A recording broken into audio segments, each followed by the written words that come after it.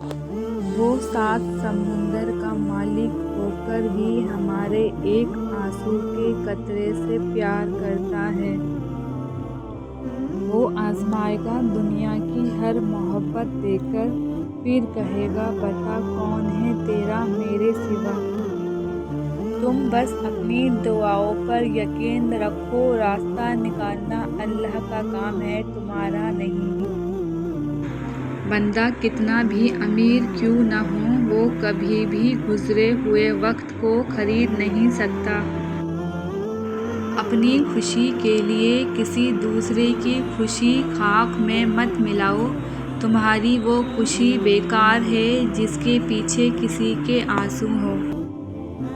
गुजरी हुई जिंदगी को भी याद न कर, तकदीर में जो नहीं लिखा उसकी फरियाद न कर।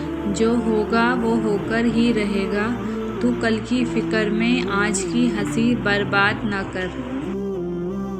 वक्त की तेज़ रफ्तारी सिखाती है, बताती है, दिखाती है मंजिल भी, मुसाफिर भी, अपने भी, पराए भी।